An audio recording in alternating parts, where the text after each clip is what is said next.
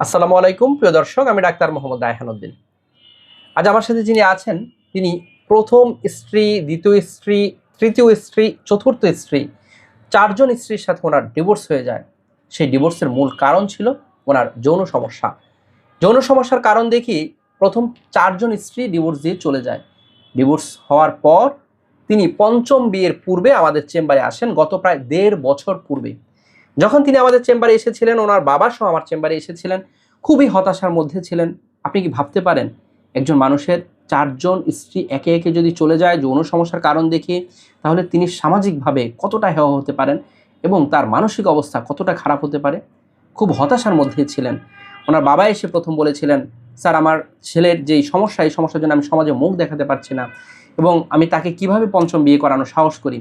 তখন আমি ওনাকে অভয় দিয়েছিলাম যে ইনশাআল্লাহ আপনার ছেলেকে আমি পঞ্চম বিয়ে করাবো এবং চিকিৎসা শুরু করব। চিকিৎসা শুরু করার কয়েক মাসের মধ্যেই তিনি যখন কনফিডেন্স পেয়েছিলেন, আমি ওনাকে পঞ্চম বিয়ে করার কথা বলি এবং তিনি পঞ্চম বিয়ে করেন। পঞ্চম বিয়ে পরবর্তী সময় আজ প্রায় ১ বছর হয়ে গিয়েছে। ওনার দাম্পত্য জীবন আলহামদুলিল্লাহ ভালো যাচ্ছে। তার পূর্বে ৪টি বিয়ে করেছিলেন। প্রতিটি স্ত্রীর সাথে, কোনো স্ত্রীর সাথেই ৬ মাসের বেশি কিন্তু সংসার টিকেনি, কিন্তু আলহামদুলিল্লাহ এই স্ত্রীর সাথে ১ বছর ধরে ভালো আছেন এবং দাম্পত্য জীবনে ভালো আছেন। কেমন আছেন শুনবো ওনার মুখ থেকে। কেমন আছেন আপনি? জি, আলহামদুলিল্লাহ ভালো আছি। আলহামদুলিল্লাহ। যা বলছিলাম সেটা তো আপনার কথাই বলছিলাম, তাই না? জি, জি। এবং আপনি যখন প্রথম এসেছিলেন তখন তো আপনার আসলে যে সমস্যা নিয়ে এসেছিলেন, যৌন সমস্যা নিয়ে এসেছিলেন। জি, এবং তখন আপনার কয়টি স্ত্রীর সাথে ডিভোর্স হয়?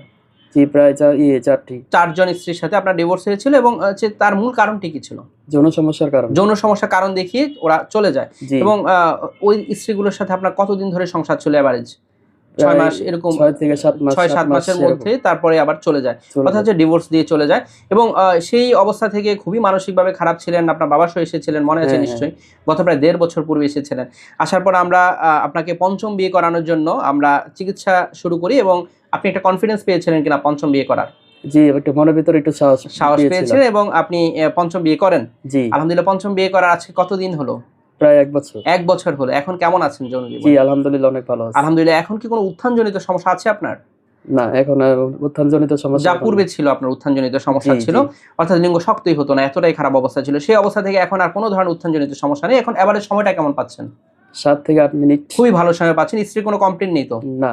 আলহামদুলিল্লাহ সন্তুষ্ট আছেন তো স্ত্রী? জি, আলহামদুলিল্লাহ অনেক ভালো আলহামদুলিল্লাহ। সন্তুষ্ট আপনার আছি। দাম্পত্য জীবনের জন্য শুভ কামনা করছি। প্রিয় দর্শক, শুনছিলেন ওনার ফিডব্যাকের কথা। তিনি যা বলছিলেন আলহামদুলিল্লাহ তিনি এখন ভালো আছেন। যারা এই ধরনের সমস্যাগুলো নিয়ে ভুগে থাকেন, সঠিক চিকিৎসার মাধ্যমে ভালো ফলাফল পাওয়া সম্ভব। সকলকে ধন্যবাদ জানিয়ে শেষ করছি। আসসালামু আলাইকুম।